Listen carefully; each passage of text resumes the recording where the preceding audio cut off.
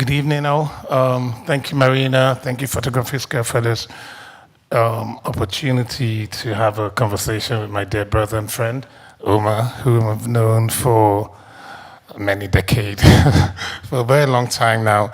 And it's a real pleasure to be here tonight to, excuse me, to engage with the audience and with Omar. We're really genuinely going to have a conversation, because it's important that we get not just Omar's point of view across, but we can share and have a dialogical conversation around the work and what it means and what Omar is trying to achieve. So, Omar, I'll let you catch your breath. Hi, everybody. Hi, Azu. So what we have here, with the context of this exhibition tonight, the context of the exhibition that is at Photographiska, I don't know how many people have seen it. Have you all seen it? Yeah? Okay, well, so this is, Omar is still a really young man, so this is almost like a early career retrospective, right?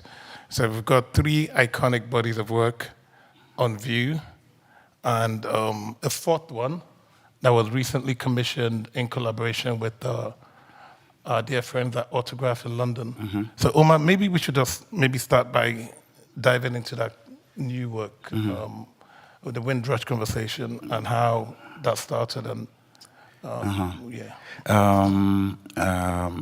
This exhibition that is on display here at Photographiska is, it actually contains originally artworks that were exhibited at the Autograph Gallery in London, and then of course other bodies of work were included. While this exhibition was happening in London, I was commissioned to continue the concept of Diaspora and sort of link it to the history of the Windrush generation, which is a generation of immigrant workers who were called in by the British Kingdom after World War II to participate in the reconstruction of the infrastructures. And the workers from that generation, a few decades afterwards, faced many hurdles into maintaining their resident status. And some of them actually could not risk to fly out of the UK because they wouldn't be able to come back, even though they had lived in the UK for decades. But it also shows, I found that invitation quite interesting, because for me, again, it was yet another example of the way history and the way the contributions of the African diasporas is overlooked and not appreciated to its values. Of course, it rang a bell, because at that time I had just finished working on Diaspora. So, yeah. So your work is constantly interrupting history, or received idea of what history means. So with Liberty, you highlight the role of Africans in the First and Second World War, variously, and how the hope of independence that was promised post the participation in fighting these European wars was denied, and we still had to come back to fight for independence in Africa. And I'm interested really in the paradox. I think a lot of truths we find really lay in the paradox of life, the duality. Like, your work is so incredibly seductive and inviting and beautiful, but there are deep social commentary in the work.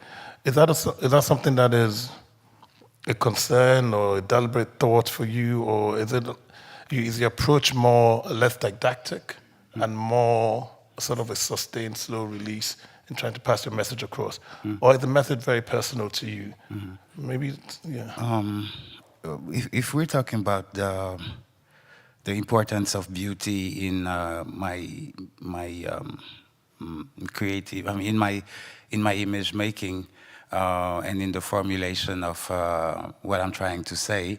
Actually, the source is actually very selfish. I'm my first audience, and I need to be pleased with the matter that I'm working on. It's important to me. Beauty is it's also a language.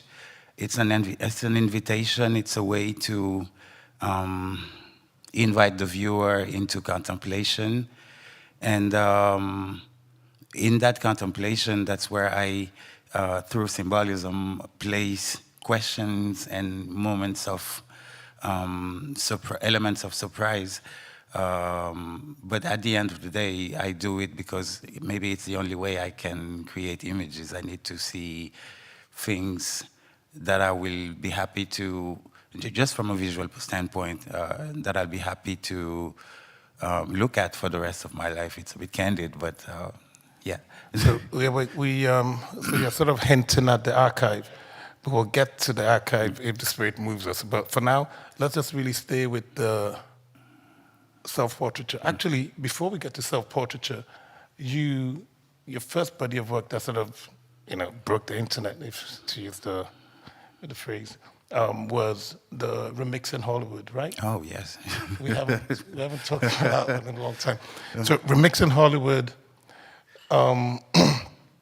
was when your work actually came to my attention, and I thought this is really quite radical.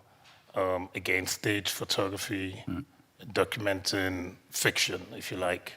And so that's sort of like an approach that you've evolved and transformed in the way you work into this sort of methodology of self-portraiture.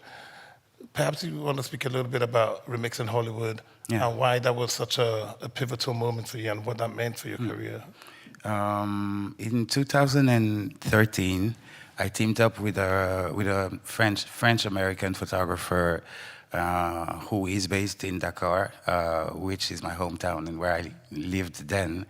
And we had this project that was about the magic of cinema and the ability for a good movie to pull you out of your reality, your now, and take you to a world where you feel legitimate, regardless of your origin. I always take the example when you were 14 and you were watching Bruce Lee or a good action movie, you were Bruce Lee, even if you were black and lived in the suburbs of Dakar.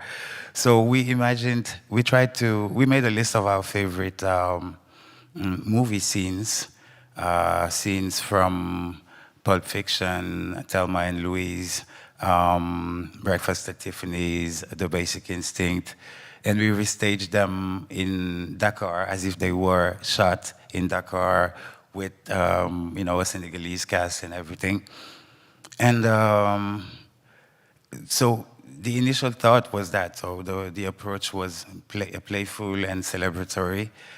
But then, as we started showing the result, we realized that actually it addressed questions that were,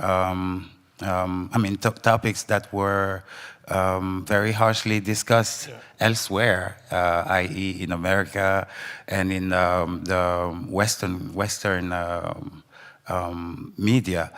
And it's funny because for me, I was then even younger as a photographer. I had been a photographer for only 2 years.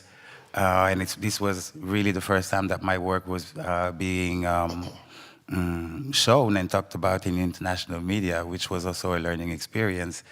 And I discovered the joys and the pains of going viral and having your artistic work either being weaponized or being taken for what it is not, and being at the crossroads of misinterpretation. Yeah.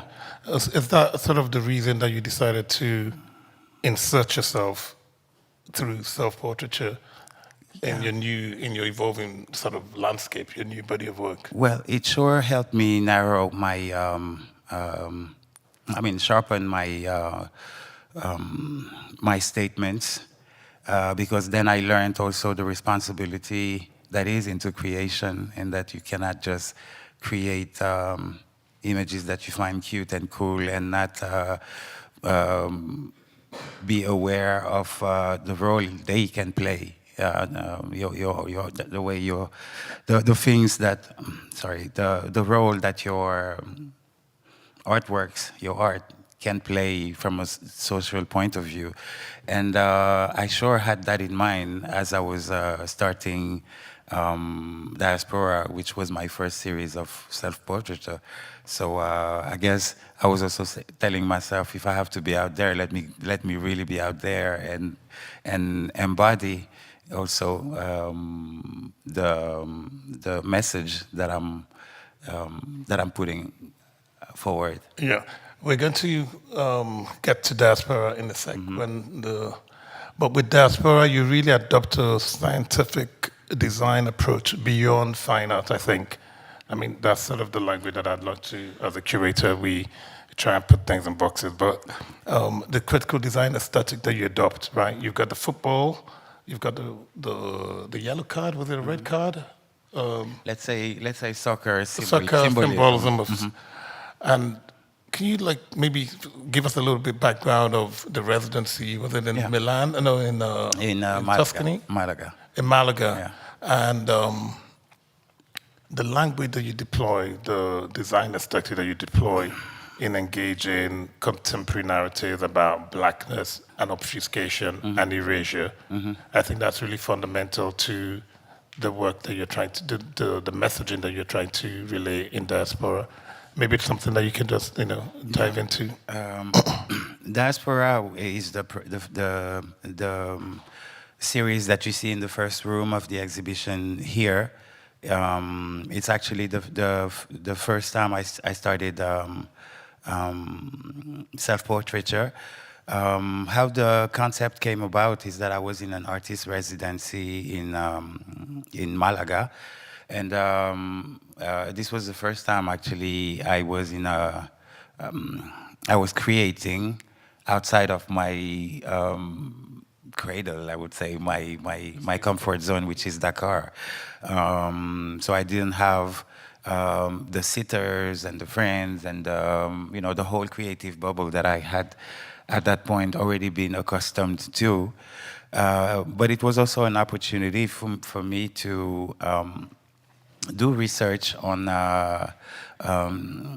especially classical painting, the great masters of Baroque painting, the Diego Velázquez, the Anne-Louis Giraudet, because of the narrative, how they have mastered the art of using light as a narrative tool, and also as a way to just beautify tones and skin tones and features. I wanted to know how to replicate that in photography, because remember, I'm self-taught actually. At that time, my skills were still quite new and maybe more limited than they are now. And I started coming across paintings of black men, visibly dignitaries, painted by the greatest geniuses of art of their time, which was quite peculiar. And it made me want to know who they were, and what made them so special to deserve the right to be painted by Diego Velázquez, for instance. And then I started reading up on them, researching, finding sources on their biographies, and realized that in every single royal court in Europe between the 15th and 19th century, I could easily find at least one influent member of the court, usually with a background of being born as a slave or offered as a kid, but also I found portraits of African diplomats, portraits of engineers, artists. Juan de Pareja, who was the assistant of Diego Velázquez, formerly his slave, but then became a respected painter of his own. Members of the French Parliament, members of, who played an active role in the French Revolution. And examples like this. I found also examples of viziers in India. And of course, in the United States, figures like Frederick Douglass. So I wanted to gather this sort of excellence league and sort of have them have an interaction with us in the presence and play a role in this conversation that must never end, which is questioning the Western gaze towards examples of African success and also the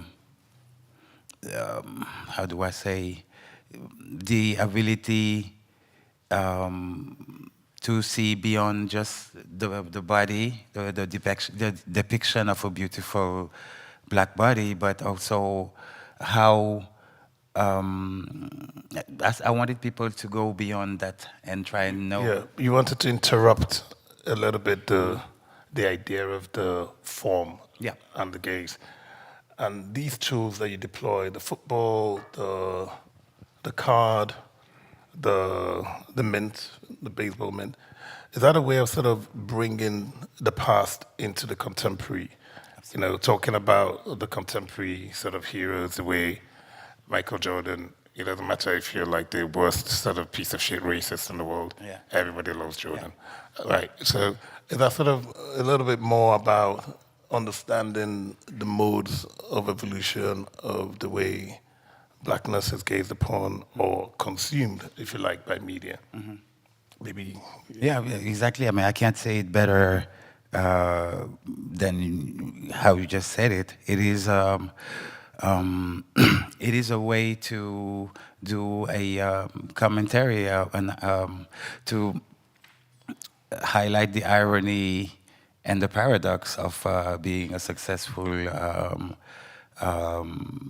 black man outside of Africa, and how, you know what I mean? Yes, absolutely. In soccer. Absolutely, I know what you mean. In the soccer realm, but maybe to different degrees in other realms, there is still a big portion, unfortunately, of any population that has that will always struggle with the success of a foreigner. Yeah. You know, it can. It's true. You can find examples like that in Africa too. But I wanted to put a point of irony there, just to question it. So, if we can quickly dive into Allegoria, because that is sort of the most urgent ecological concern of the day. Right? Everyone talks about how Africa is ground zero for the future of the planet. You know, Congo is the second lung of the world. Biodiversity is a big challenge. But within this project with Allegoria, there is a real antediluvian, almost like a throwback to primordial times when we think about a utopia. And then you throw that into sharp contrast in your usual sort of paradoxical way with urgent ecological concern. Are you trying to sort of project hope or a sense of crisis or a sense of what was lost? You know, that is actually something that I'm constantly debating in my mind. Yeah. Allegoria is this series of collages. Maybe I need to give you the context of its creation. I made these images in the context of the pandemic. You had tons of time. Yeah, and I was in Dakar. I wasn't traveling, and at this point I had been working on projects that covered quite difficult subjects, even if the treatment can be, the end result, the images have this aesthetic value. The subjects I'm covering, the stories that I'm highlighting and reenacting are a difficult matter. So I wanted to work on something that is of concern to me, which is, of course, ecology. But I wanted to produce a body of work that was a love letter to Mother Nature, and create images that position the human being not as the owner of the nature, but as a member of it. There is an idea of gratefulness, of being the inhabitants of this planet. But also there is a little warning, because it's the allegory of a hypothetical future where the human beings are the only remaining living creators, and the rest of the living creatures are just paper cutouts. So I shopped in encyclopedia and vintage illustration books, and these images A lot of young people here do not actually realize that the encyclopedia and the sort of, the way we learn in my generation, obviously before, was sort of through encyclopedias and they sort of like, and I think that might be lost on the Gen Zs. So I got to throw that out there. It's a beautiful material. Yeah, it's wonderful. I mean, isn't it remarkable what you can do with portraiture? I mean, it's just wonderful. Like, you can tell so many stories. You can dive into so many diverse narratives just using portraiture and self-portraiture for that matter. You talk about how you feel like you can deepen the conversation with your audience through self-portraiture. Can you maybe elucidate a little bit on that point? I think the first relationship and interaction that it deepens is actually my relationship with the art, with there is a level of investment that is different, because you sort of put your I would say your flesh into the artwork, and what about the vulnerability of that? How, I mean, that is something really tangible, right? There is, but there's a way to go around it. Because I consider this as acting, I managed to create a certain distance between the characters that I'm playing and myself. So very sincerely, when I look at a self-portrait from the Diaspora series, I don't see myself anymore. I'm seeing the character that I'm playing, and it's important to create that distance. It is safe also. It's remarkable. I hope you're taking notes and making questions, because we're going to dive into Q&A in 10 minutes. Fashion. The paradox of fashion, the fact that everyone participates in fashion, whether you like it or not. It's a choice that you make, even if you want to be sloppy. But the Windrush and the idea of assimilation is something that blending in, something that is very real and tangible in the Windrush work. And then the sort of the violence, the epistemic violence and rejection of the contribution and the sacrifices that these forebears have made. Was it a difficult work to make based on the research that you did? Because obviously you have a different, you've seen the work of Carolina Arantes, I suppose, first generation, which has a sort of francophone relationship with the idea of Windrush, and then you have the sort of more Anglophonized methodology in dealing with the same topic. And I suppose, is there sort of dissonance or divergence in the experience of the first generation Africans who came to the UK or came in France, to work? Was that something that you're conscious of when you're working, and were you able to highlight that? And also the role of fashion in sort of creating, the dissonance between the subject and the objects, if you like. Yeah. Well, with the example of the Windrush generation, maybe if I explain how these images were created. These are actually recreations of photographs of in the newspapers. Vintage photographs. So basically, I just replicated the fashions of these gentlemen on the day of their arrival. But to speak to the greater role of fashion in my creation, to me, it is a language. It is, you see, fashion has this ability to portray the aspirations, but also this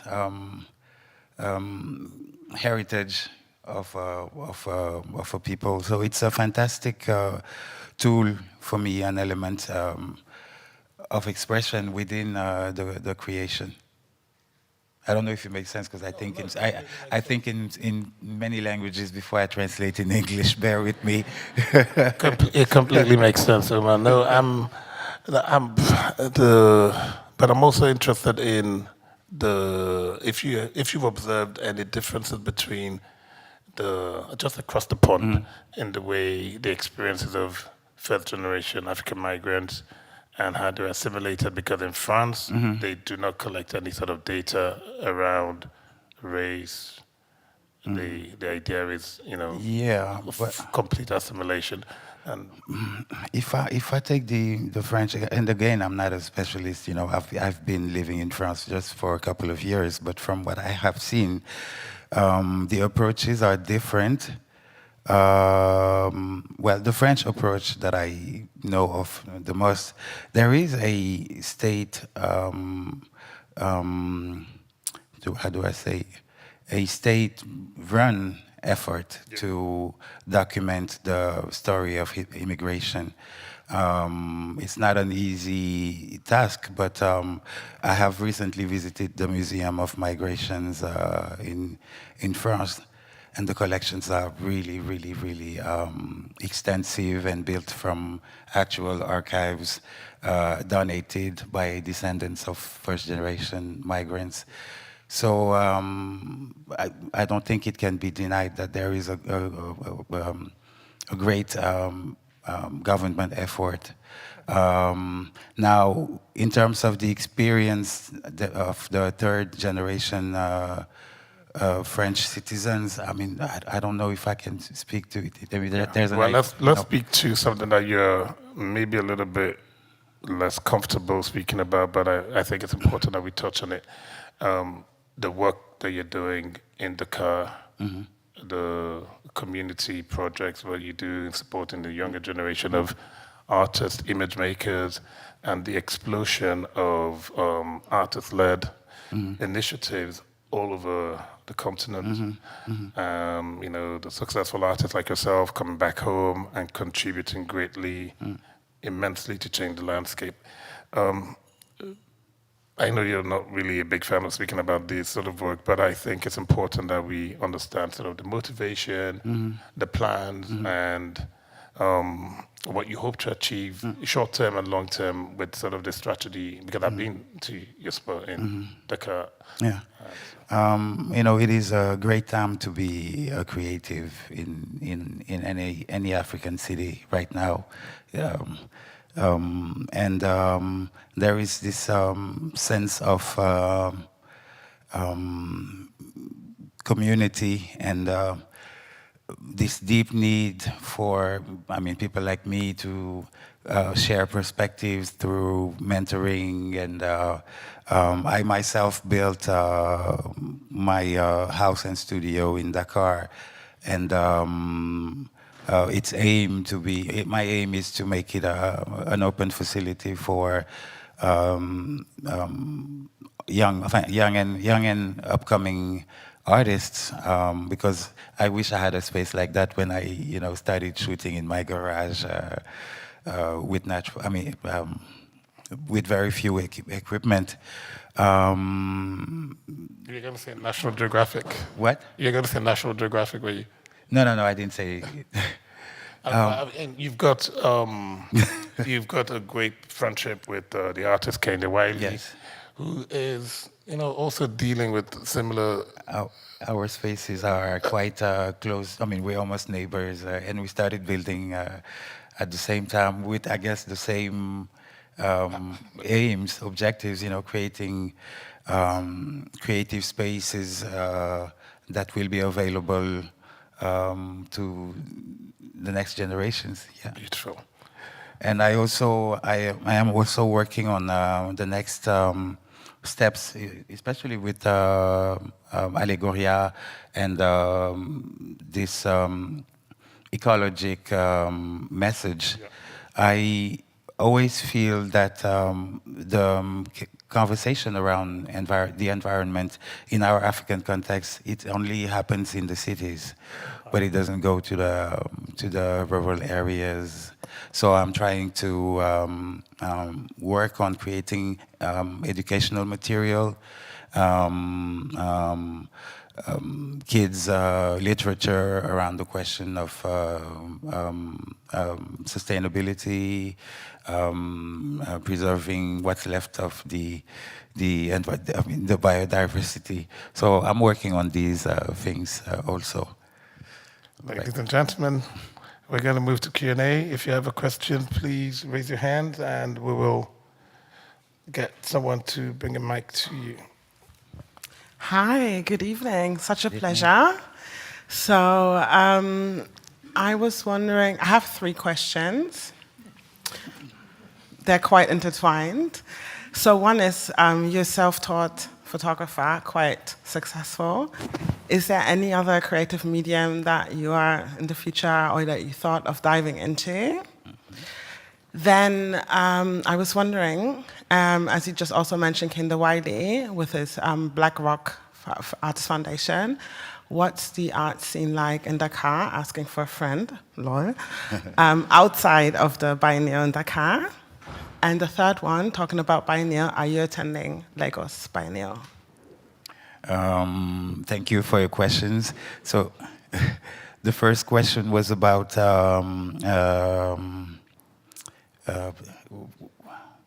being self-taught, right? Oh yes, what other art forms? Yeah, animation is something that I'm really looking into.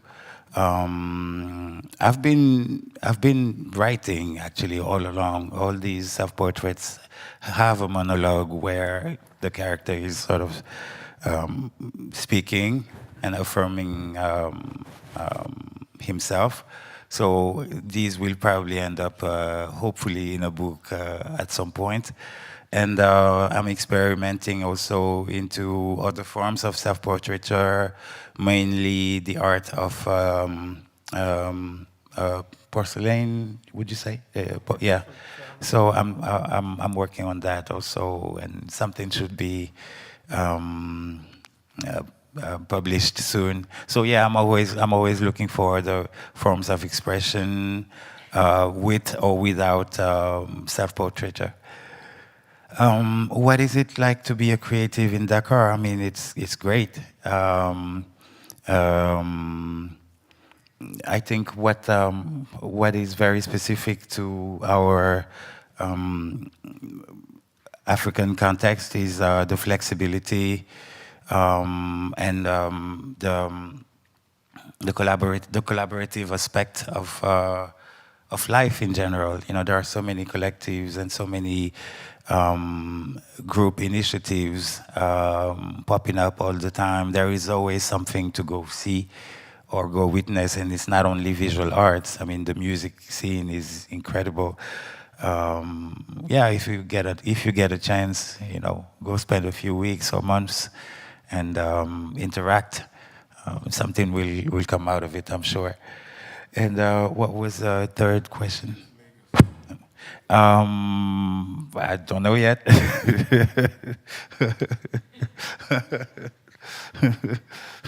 Someone else?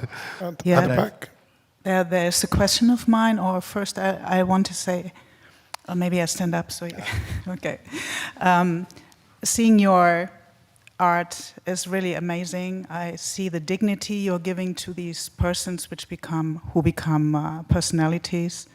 This is so great how you're doing it. And then from art history, I see you mentioned Valescas, and also I see kind of like Caravaggio, because it's hyperrealism, and it's also like naturalism. And you mentioned that you had been to Malaga, and I myself, I'm there quite some times, and I've seen the Carmen Thyssen Foundation exhibition, and I wondered whether you have seen this, because this is representing the Andalusian kind of very rich nature and textures of cloth and so on. So very rich, colorful paintings. And I wondered whether you might have seen them. And and I wanted to say that this, or to ask how technically you are doing this hyperrealism with your amazing photography. Thank you. They want your secrets over. Thank you. I don't think I would be. I don't think that if I studied diaspora elsewhere than in Andalusia, I would come up with the same images. I was really, there are places like that just put an imprint on you, and I think your appreciation is quite accurate. It's like Allegoria, which is a series of collages. It was also made after a trip to Japan, where I was in residency for the Kyotography Festival. And Japan does that to you too, So yeah, I totally agree with you. Was there a question? How do I do? There is no specific way. What makes the difference is whether I am recreating an image or whether I am composing an interpretation of a moment, like in Liberty. Sometimes the decor is set, and I, sit in and maybe embellish afterwards graphically.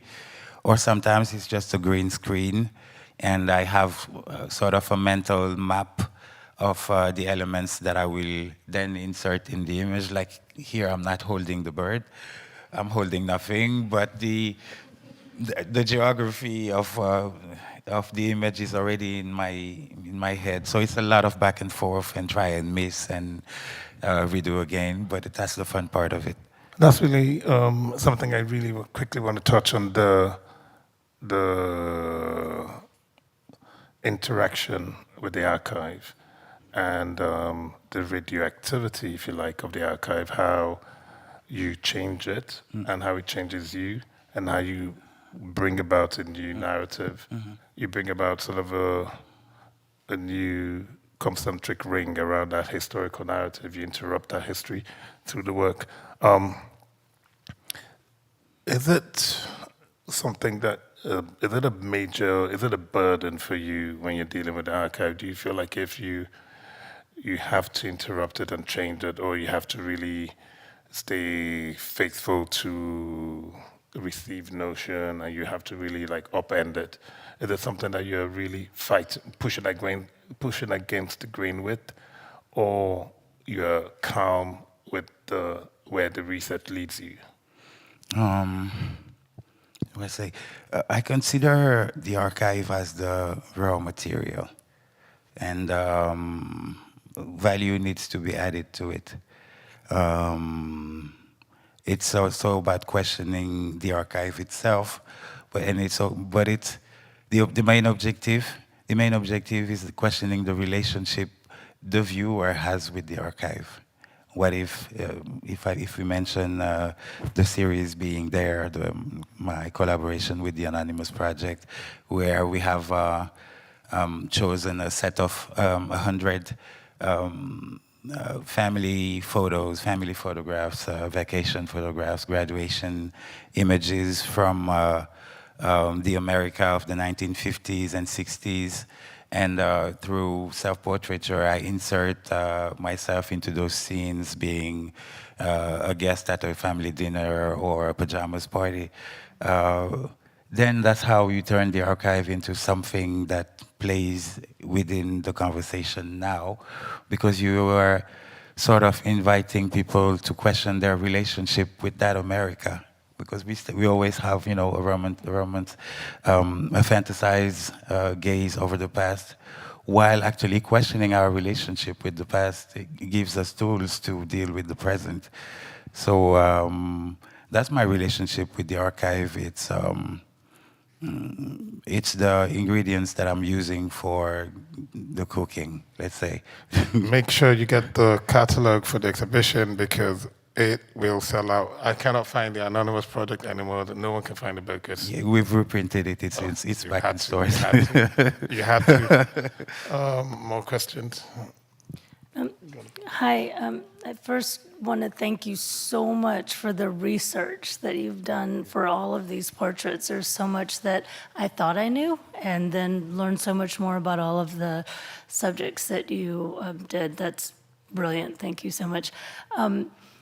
And I was struck walking through, which took me a very long time, because I started gazing into all of the eyes in all of the pictures, and noticed how some of them, the gaze goes off the screen or this way towards an animal or completely. And I was just wondering your thought process about how you made decisions about which way the gazes work for any particular image that you were working on. Thank you for the question. I guess it depends on the series. In Allegoria, which was the first series of self-portraits, the gaze is quite direct into the viewer, because these are recreations of Baroque portraits where the character was also looking at the painter. But then with Liberty, which are not recreations of archive, I allow myself to play with the different gazes, and also I'm playing groups, so there are several persons within the image. But also, what I can agree on is that in general, the general gaze is always very solemn, because that's how I learned I mean, these are the images I grew up with. I am from Dakar, I'm West African, and that's our photographic heritage. That's how my grandfather looked at me through his portraits by Mama Kassé, mind you. Let's speak a bit about your heroes, the major influences and people that sort of like you aspired to learn or to be like, that shaped your journey. It would be those first and foremost, these studio geniuses.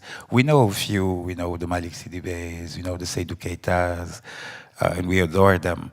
But there are so many others that we will never know.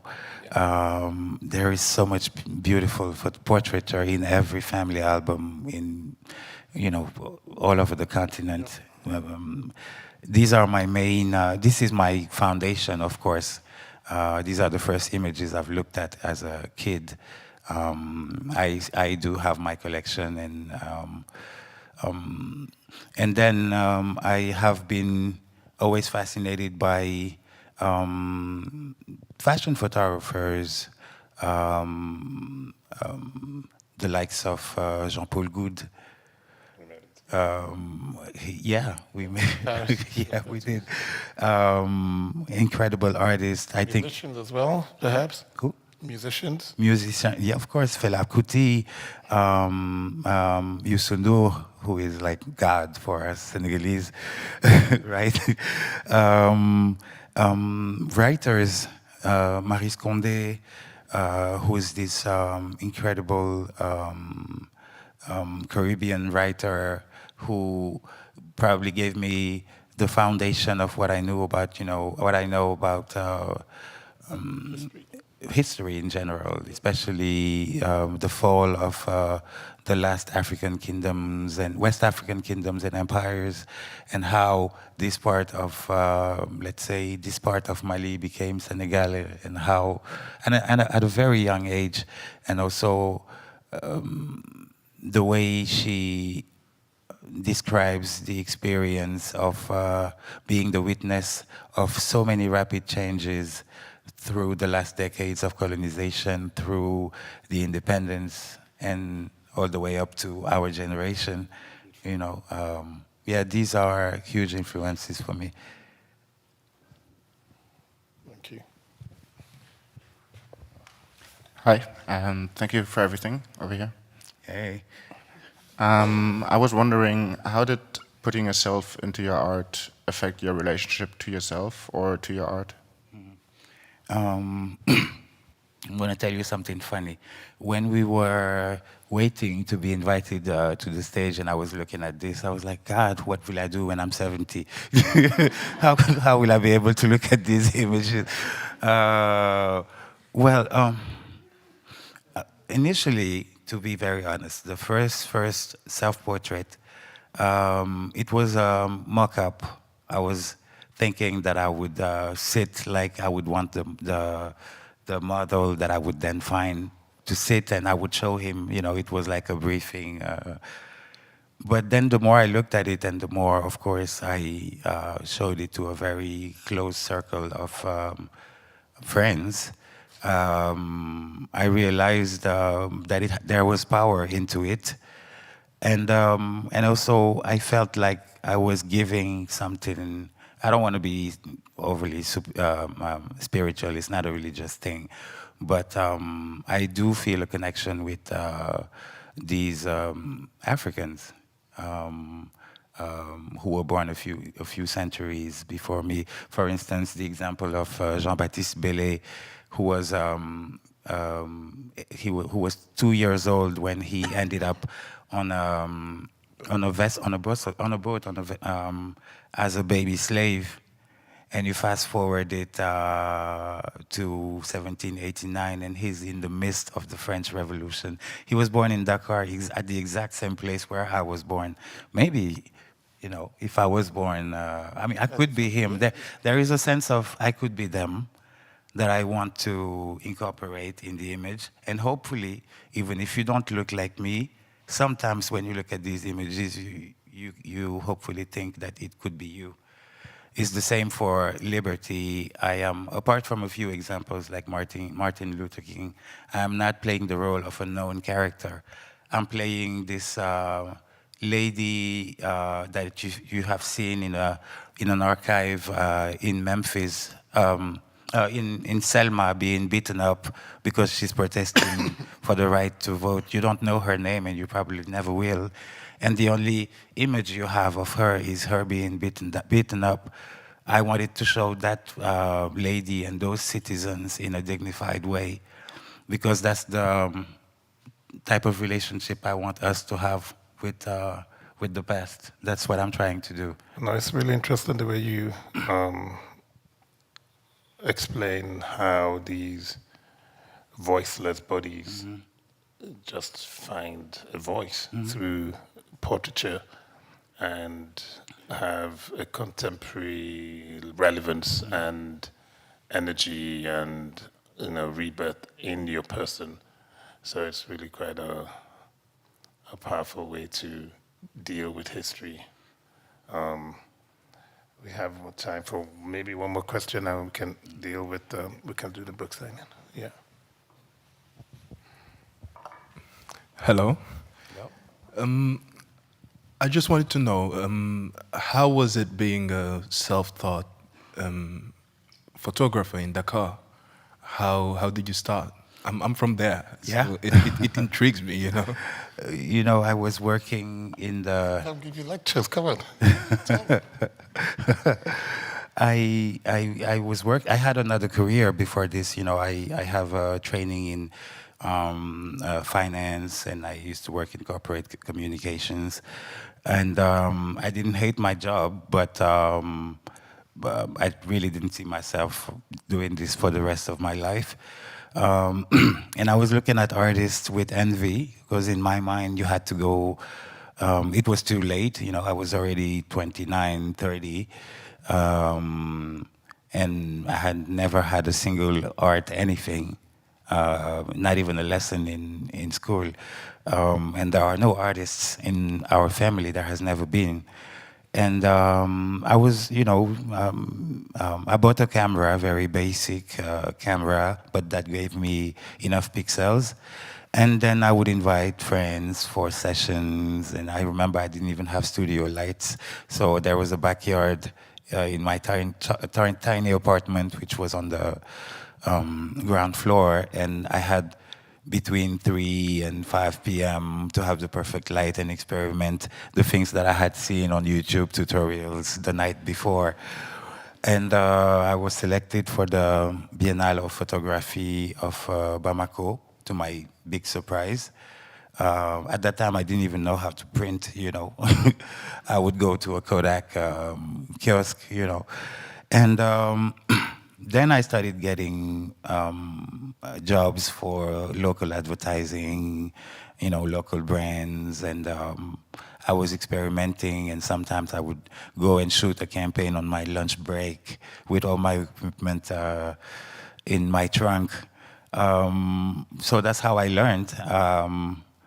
I just did what it took for me to create the images that I had in my head. So I have quite a